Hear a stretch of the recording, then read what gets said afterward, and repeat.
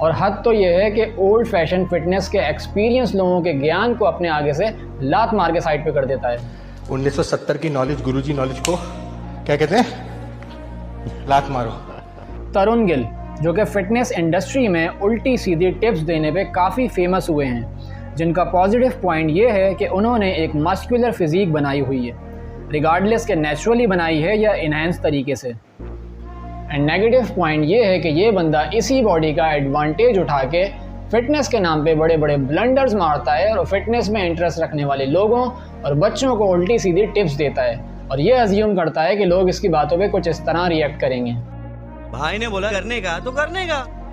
क्योंकि भाई लोगों, आपको तो पता है कि जितनी तेज़ी से आजकल नेगेटिविटी फैलती है उतनी तेज़ी से पॉजिटिविटी नहीं। ये बंदा कभी कहता है कि मैगी खा के बॉडी बनाओ। मैं आपको ये बताना चाहता हूँ कि भाई मैं मैगी रोज खाता हूँ। और कभी कहता है कि मिडनाइट में चॉकलेट्स और केक खाओ। भाई this is my midnight snack. ये देख रहे हो? यही है। केक रात को खाऊंगा, राइट? चोको बेक्स 6 रात को खाऊंगा। और हद तो ये है कि ओल्ड फैशन फिटनेस के एक्सपीरियंस लोगों के ज्ञान को अपने आगे से लात मार के साइड पे कर देता है। 1970 की नॉलेज, गुरुजी नॉलेज को क्या कहते हैं? लात मारो। और इन्हीं भंडों में से एक भंड बल्किंग डाइट के बारे में इंसाफ ने मारा है। What is my diet? What is Tarun gills diet? तो यश भाई जल्दी, ये रील है। इडली, प्रोटीन, पोहा, एक मील। दूसरी KFC और बिरयानी। तीसरी उसके साथ आपको फ्रेंच फ्राइज और चिकन लेग पीस, वो भी KFC से। KFC से। जिम के पहले हमें खाना है मैकडी महाराजा बर्गर। जिम के बाद creamy cheese baked pasta white sauce. उसके बाद है Maggi, 2 plate Maggi.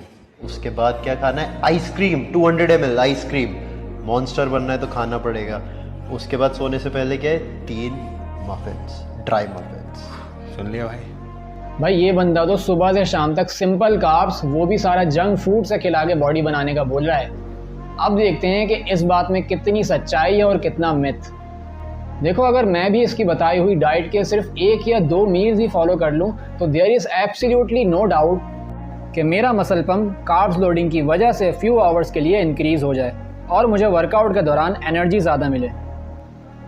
And ultimately ये चीज़ मुझे बल्किंग में भी हेल्प करेगी because of increasing my overall calorie intake.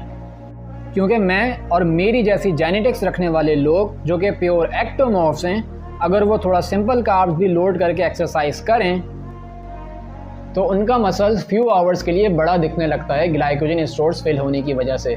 But यही रूल हर बंदे के लिए यूनिवर्सल नहीं है क्योंकि सबकी बॉडी टाइप्स और जेनेटिक्स डिफरेंट होती हैं। अब अगर इसी डाइट को थ्रू आउट द डे मैं लॉन्ग टर्म में फॉलो करता हूँ तो पहली बात तो इतना खाने के लिए मेरा पेट ही मुझे इजाज़त नहीं देगा, और अगर बिलफर्ज मैंने इतना खा भी लिया तो इस बात के चांसेस ज़्यादा हैं कि मेरा डाइजेशन ख़राब हो जाए और फिर मुझे दिन भर गैस और ब्लोडिंग होगी। एंड चलो ये डाइट फॉलो करके अगर मैंने बल्क कर भी लिया तो क्या वो लीन मसल होगा या मेजॉरिटी फैट गेन होगा, जिससे मेरी body fat percentage unhealthy zone में जा सकती है। सेकेंडली, इतना रिफाइंड कार्ब्स खाने की वजह से जो मेरे इंसुलिन का फंक्शन ख़राब होगा और जिसकी वजह से मुझे लॉन्ग टर्म में इंसुलिन रेजिस्टेंस की प्रॉब्लम भी हो सकती है जो कि टाइप 2 डायबिटीज़ का सबब बन सकती है।